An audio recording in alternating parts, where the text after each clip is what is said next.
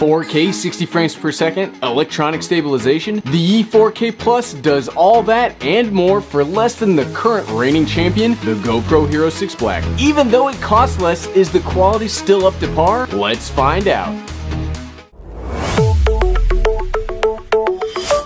What's up everyone, I'm the Everyday Dad, and if I can figure it out, you can figure it out. Back on the action camera train. No kidding, action camera videos are my favorite videos to make because it generally gets me out of the house doing something and making a video at the same time. Two birds, one action camera.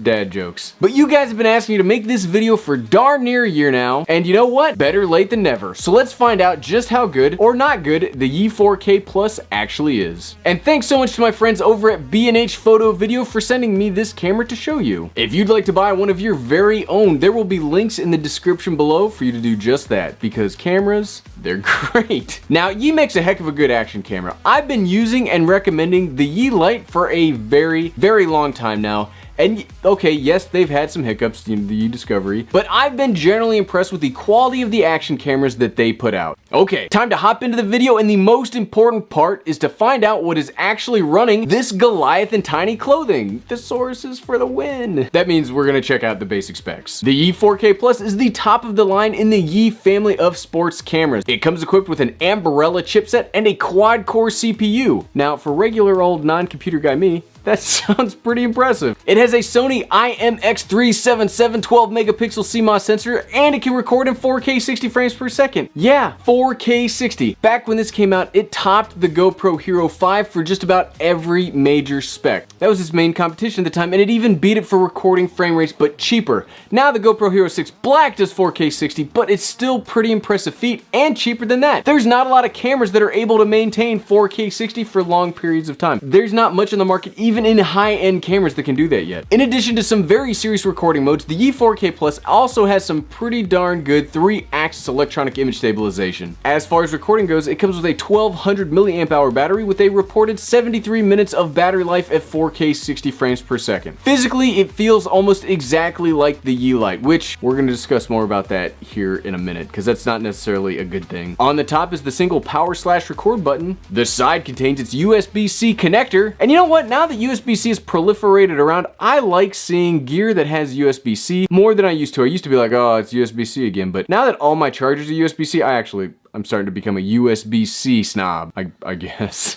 Bottom has the 1/4-inch tripod mount, and the back has the ever popular, well, for me at least, 2.2-inch touchscreen. But when you get right down to it, there's only one way to separate the real action cameras from the in-action cameras. Man, lots of dad jokes today. And that's to see how many of the pillars of action are holding it up. First up, ease of use. Simple. I like my camera gear simple. And when it comes to all sorts of camera gear, the easiest way to simplify the user experience is to include some kind of touchscreen. You know, act like it's 2018, Sony. And thankfully, the E4K Plus has the standard Yi touchscreen and menu system. You can easily access all of the features, functions, and modes straight from the back of the camera. The touchscreen is very responsive and intuitive to navigate, but that's not all. Well, that is kind of all. But another benefit to adding these screens to the back of the action camera is you can also see what the camera sees. Old school action cameras just, you know, you kind of pointed it at the thing you kind of wanted to see, but you didn't really know if you were getting it. But with this, you can actually see what is recording. Now, what I like is the Yi action cameras are really second only to GoPro in the ease of use. I'm a huge fan of the GoPro operating system. But there is a negative when it comes to ease of use, and this thing is finicky when it comes to SD cards. Now, I'm a big fan of Samsung micro SD cards because they work just as well, but they're generally cheaper when I go try to find them on Amazon. But I could not get the E4K Plus to recognize a single one of my SD cards, and I had to go out and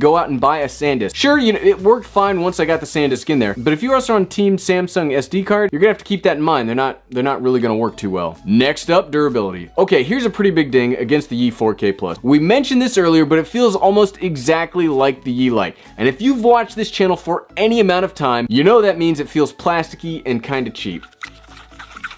I mean, that's not what you want your action camera to sound like. In addition to the body feeling physically cheap, I've only used this thing for a few days and I cannot really get this side door to actually stay plugged into the camera. You know, for like no reason at all, this darn thing just falls off. Which makes it harder to recommend for things like mountain biking, as this is a vector for moisture to kill your camera. Now, I generally let this slide on the Yi Lite as it is an under $100 budget action camera, but when you start getting into the big leagues of price, I expect a little more in the durability department. I do think Yi realized this because when you look at B&H to get one, it shows that it's included with a waterproof case, which, I mean, that's not a perfect solution, but I'll go easier on it because it actually comes with a solution, so, you know, balancing out. Number 3, compatibility with GoPro style mounts and accessories. The traditional GoPro block is still the market standard for shape of action cameras, and you know, will likely to continue as they pull themselves from the brink. All accessories are made for this, and moving away from that standard is a pretty dangerous gamble for companies to go looking to get into the action camera business. But as you've already seen, thankfully the E4K Plus is both the correct shape and size to work with all standard GoPro mounts. I find that the Yis in general are actually a little more versatile than their GoPro counterpart, as they come with a 1/4 inch tripod mount on the bottom.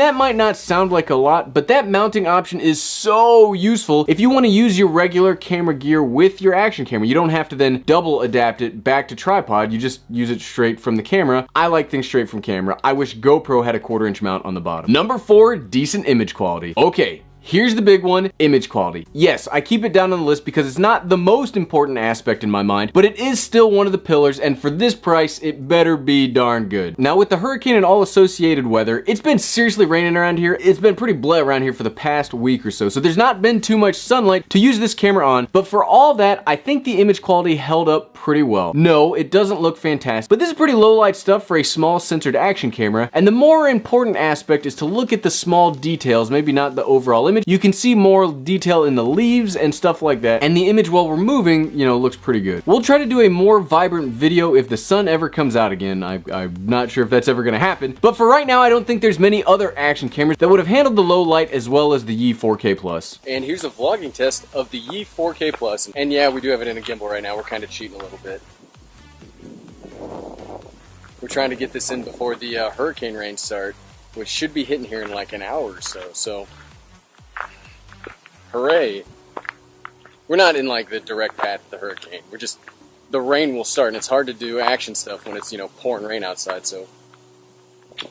Number 5, and my personal favorite, stabilization. Here's where we come to what sets the okay action cameras apart from the amazing ones. Stabilization is something that bigger cameras are starting to incorporate more of, but I personally think that action cameras are the ones that benefit from it the most. Think about it. Action cameras are generally used when subjects are either moving around a lot or doing something cool, and sometimes gimbals just aren't very practical. And I'm happy to say that the stabilization on the Yi 4K Plus is actually pretty good. Now, I don't think it does as good as the Hero 6 Black, and you know what? We'll find out for sure on Friday. But for a camera at this price point, I think it works perfectly well. So what, right? So should you go out and get a Yi 4K Plus? If you are looking to start shooting in 4K 60 frames per second and don't want to get a GoPro, or you want to get one of the most budget-friendly 4K 60 frames per second cameras out there, I would absolutely say get the Yi 4K Plus. It's well priced, has great features, and works, you know, pretty darn well, so long as you don't use Samsung SD cards. Thanks for watching.